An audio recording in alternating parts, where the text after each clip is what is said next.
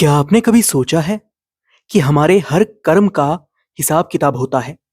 चाहे वो लिया गया कर्ज हो या दिए गए वादे। समय के साथ सब कुछ लौटाना पड़ता है। लेकिन क्या यह हिसाब किताब सिर्फ इस जन्म तक सीमित रहता है या अगले जन्म तक भी चलता है? आज हम एक ऐसी सच्चाई की बात करेंगे जो आपको सोचने पर मजबूर कर देगी। इस साखी में छुपा है एक ऐसा सबक जो आपके जीवन की दिशा बदल सकता है। तो अंत तक जरूर देखिए, क्योंकि ये साखी आपको वो सच्चाई बताएगी जिसे जानना हर किसी के लिए जरूरी है। एक बार की बात है, एक दयालु सेठ थे। उनका स्वभाव ऐसा था, जो भी उनके पास उधार मांगने आता वे उसे कभी भी खाली हाथ नहीं लौटाते थे। उनका नियम था कि हर उधार मांगने वाले से पूछते कि भाई, यह कर्ज इस जन्म में लौटाओगे या फिर अगले जन्म में? जो ईमानदार होते वे कहते, सेठ जी, इस जन्म में चुकता कर देंगे। परंतु जो चालाक और बेईमान होते वे सोचते कि अगले जन्म की कौन गारंटी लेगा, और कहते कि सेठ जी, हम अगले जन्म में यह कर्जा चुका देंगे। मुनीम वही लिखता जो लोग कहते। एक दिन एक चोर सेठ से उधार लेने आया। उसका असली मकसद तिजोरी की जगह का पता लगाना था। उसने चालाकी से कहा कि सेठ जी, यह कर्ज मैं अगले जन्म में लौटाऊंगा। सेठ जी ने उसकी बात मानकर उसे पैसे दे दिए। चोर ने रात में तिजोरी चुराने का मन बना लिया। जब सब सो गए तो वह सेठ के तबेले में जाकर छुप गया।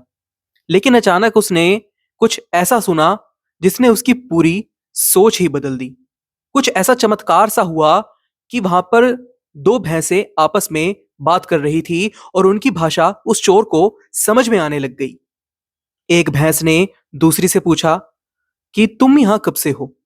दूसरी भैंस बोली, मैं तो आज ही आई हूं। पिछले जन्म में मैंने सेठ से उधार लिया था और अगले जन्म में लौटाने का वादा किया था। अब दूध देकर उसका कर्ज चुकाने आई हूं। पहली भैंस ने कहा, मुझे यहां 3 साल हो गए हैं। जब तक सारा कर्ज नहीं चुक जाता मैं यहीं रहूंगी, क्योंकि मैंने भी अगले जन्म का वादा करके सेठ से पिछले जन्म में उधार लिया था। यह सुनते ही चोर के होश उड़ गए। वह भौचक्का रह गया। उसे अपनी गलती समझ में आ गई। उसे समझ में आ गया कि उधार से बचना नामुमकिन है, चाहे इस जन्म में हो या अगले जन्म में। कर्ज तो चुकाना ही पड़ेगा। वह तुरंत सेठ के पास गया, अपना कर्जा लौटाया और मुनीम से अपना नाम कटवा लिया। इस साखी से हमें यह सीख मिलती है कि कर्मों का हिसाब किताब चुकता करना हर किसी के लिए अनिवार्य है। जीवन में हर रिश्ता, चाहे वह मित्रता का हो या शत्रुता, सुख हो या दुख, हमारे कर्मों का नतीजा है। इसलिए अपने कर्मों को ऐसा बनाइए कि आपको अगले जन्म में पछताना ना पड़े। याद रखें, यह जन्म सिर्फ लेन देन का हिसाब चुकाने का मौका है। तो जो भी करें, समझदारी से, संयम से और नेक नीयत से करें।